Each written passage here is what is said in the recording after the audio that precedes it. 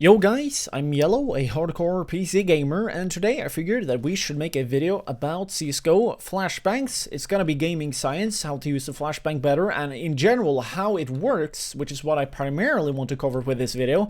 And with that being said, don't mind the new sounds in this game. They have been completely just about remade, in which, while there might be glitches still, it sounds nifty, and it's gonna be interesting to see how these new audio sounds will interact with specific surfaces, and thus, you know, how people can listen for footsteps and such. But that aside, let's go through the flashbang and its basic traits, and then I'll go through passive, distractive uses of the flashbang in a 1v1 situation, for example, or a gunfight that you might take 1v1, or a risky push, for example. And then I will cover defensive flashbangs and then aggressive flashbangs and how to deal and execute all of those.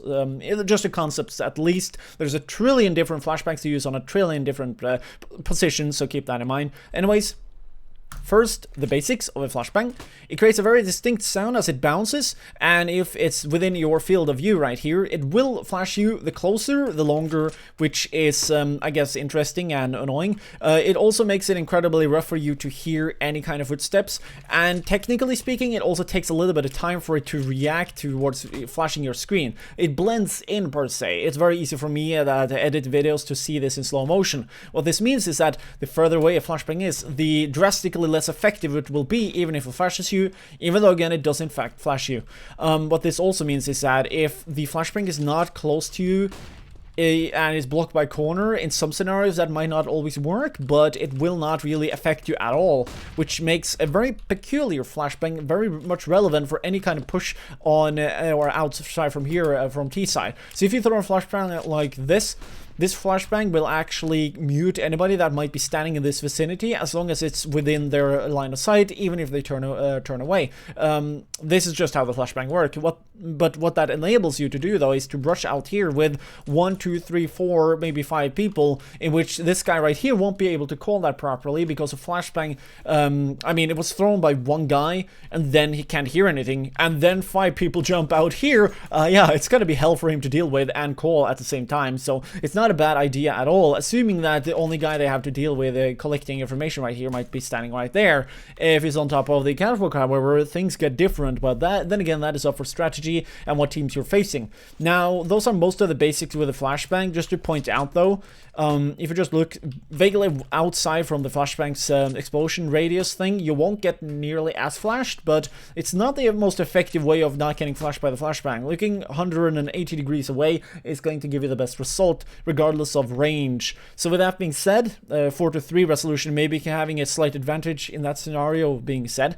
Let's go through the distractive flashbang, the in between of the stances flashbang, I would say. This one right here, the concept is just to kind of sort of waste it or play with it, in which you can throw it in a million different ways, and the concept and the use of this flashbang is just to distract your opponents and make it more annoying for them to aim at you. Preferably, you would either flash them or distract them enough for you to be able to take the gunfight against your opponent, which is gonna be favorable, because, you know, that way you can just screw around with the flashbang. Since you know that it's not within your field of view, it's not gonna be a problem, and with that, it works like an incredibly lethal decoy, per se.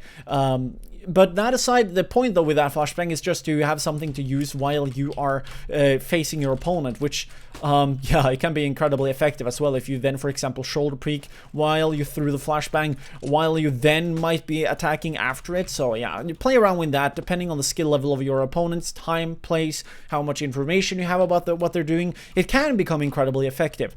So now let's go over to the defensive flashbang. Its main goal is incredibly simple, and it works better the more opponents that might be close by to itself. Even more so if those players have already taken a lot of the site, but have not completely taken the site. The main objective of this flashbang is literally just to be thrown in an area in which it will cover a lot of lines of sights, and thus a lot of positions in which a HUD might potentially be at, forcing them either to get flashed or having to turn away, or at best, if a lot of them are pushing, flash all of them, or at least make it so that they don't even know where they're going and potentially wasting time to push, and thus being able to take a site quicker.